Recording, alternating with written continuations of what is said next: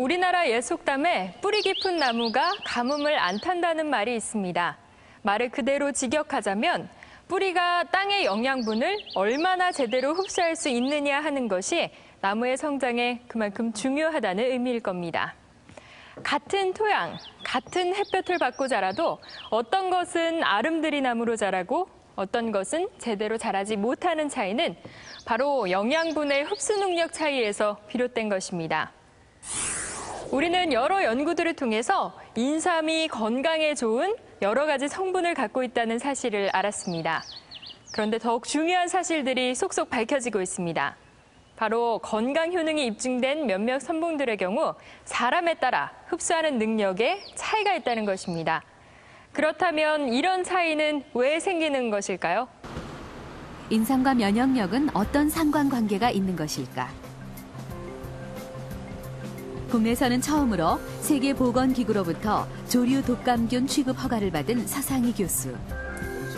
서 교수팀은 인삼과 관련한 특별한 실험을 진행했다. 실험용 쥐에 조류 인플루엔자 바이러스를 접종시킨 후 한 그룹에게는 홍삼액을 주입하고 다른 그룹에게는 일반 먹이만을 준 상태에서 두 그룹의 생존율을 확인하는 것이다. 실험 일주일째. 홍삼을 먹이지 않고 조류 인플루엔자에 노출된 쥐들은 움직임이 현저히 줄어든 반면 홍삼을 먹인 쥐들은 거의 정상과 다름없이 활발히 움직이고 있다. 실험 결과 홍삼을 먹이지 않은 쥐들은 4일째부터 서서히 생존율이 떨어져 일주일이 지나자 모두 죽었다.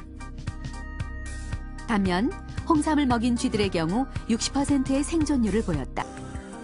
2005년 캐나다 의학협회지에는 인삼의 감기 예방 효과를 보여주는 임상 논문이 게재됐다. 인삼뿌리 추출물을 복용한 결과 감기 횟수와 기간이 모두 줄어들었다는 것이다. 인삼을 먹은 사람들의 경우 감기에 걸린 날짜는 6일 정도, 기간 역시 3일 정도 줄어든 것으로 나타났다. 최근 인삼연구소는 홍삼과 여성 갱년기의 관계를 동물 실험을 통해 밝혀냈다. 우선 쥐의 난소를 제거해 갱년기에 해당하는 모델을 만들었다. 12주간 한 그룹에게는 홍삼 추출물을 주입하고 다른 그룹에게는 홍삼 추출물을 주입하지 않았다. 골밀도 검사 결과는 놀라웠다. 난소를 제거한 쥐의 골밀도는 현저히 떨어졌지만 난소를 제거한 뒤 홍삼 추출물을 주입한 쥐는 거의 정상쥐에 가까운 골밀도를 보였다. 심장기능 회복 속도 역시 정상쥐에 비해 난소를 적출한 쥐는 회복 속도가 현저히 떨어졌지만 난소 적출 뒤 홍삼을 투여한 쥐는 정상쥐에 가까운 회복 속도를 보임을 알 수 있었다. 이 결과를 보통 해석해 보면은 아직 이제 인비보 동물 실험을 더 이제 기전 추구까지 하는 거는 이제 남았긴 하지만은 그래도 그걸 이제 심장의 허혈 예방 효과도 한번 이제 생각해 볼 만하다. 골다공증 예방 및 치료 효과도 앞으로 연구해 볼 만하지만 가능성은 있다. 현재 이삼 씨의 성기능을 알아보기 위해서 성기능 평가 설문지와 음경 혈류 속도를 측정했다. 이 정도 아주 좋으십니다. 이전에 처음에 오셨을 때보다는 지금 발기하는 게 상당히 자신력이 있고 또 시작이 잘 되는 것뿐만 아니라 일단 시작이 됐을 때 끝까지 유지가 되는 게 가장 중요한데 유지도 지금 잘 되고 있네요. 울산의대 안태영 교수는 2002년 미국 비뇨기과협회 학회지에 홍삼의 발기부전 치료 효과에 관한 논문을 게재했다. 45명의 발기부전 환자들에게 8주간 홍삼을 먹여 효과를 비교한 결과 60%의 환자들이 발기 능력이 향상되었다는 것이다. 진짜 홍삼을 복용한 기간엔 발기력이 향상되고 가짜 홍삼을 복용한 기간엔 발기력이 떨어진 것이다. 혈관을 이렇게 확장시켜주는, 늘어나서 피가 잘 통하게 해주는 그런 산화질소라는 그런 물질이 있는데 그 물질을 홍삼이 분비한다는 그런 게 알려져 있고요. 또 한 가지는 혈액 내에 항응고 작용이 있어가지고 혈액을 이렇게 좀 묽게 해주는 그런 역할이 있기 때문에 그 두 가지 작용을 봤을 때 홍삼이 음경으로의 혈류를 부드럽게 해주기 때문에 잘 가게 해주기 때문에 발기에 도움이 된다고 그렇게 생각을 하고 있습니다. 인삼의 성분들은 어떤 과정을 거쳐 우리 몸에 흡수되는 것일까? 가장 잘 알려진 것이 사포닌의 일종인 진세노사이드 성분들이다. 이 성분들은 위를 통과하면서 당이 떨어져 나가 몸에 쉽게 흡수될 수 있는 형태로 변한다. 이때 흡수되지 못한 성분들은 장에서 장내 세균들에 의해 다시 컴파운드 K 등의 사포닌 대사물질로 바뀐다.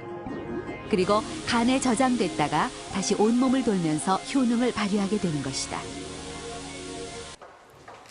누구나 인삼 사포닌의 좋은 성분들을 똑같이 몸에 흡수할 수 있는 것일까?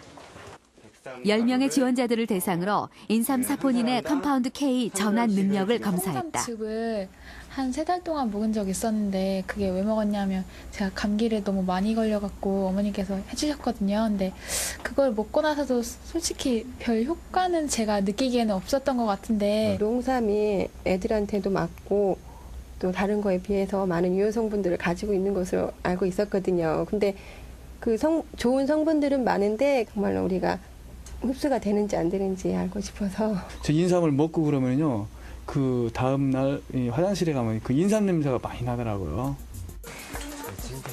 10명의 실험 참가자들이 검사 하루 전 각각 3g의 백삼가루를 먹고 다음 날 아침 변을 채취하여 실험을 의뢰했다.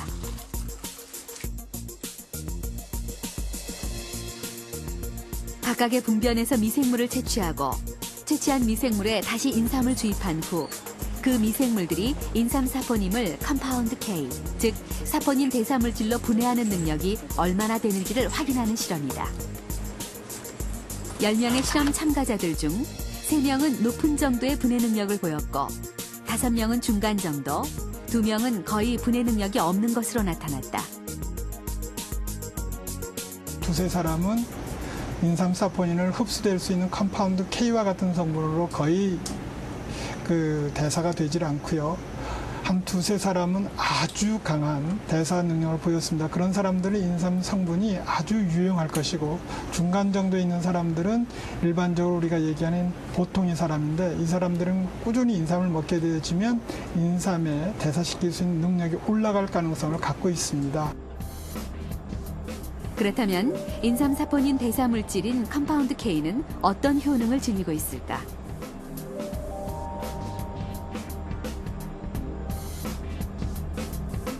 이경태 교수팀은 컴파운드 K의 항암 효과에 대한 흥미로운 실험 결과를 발표했다.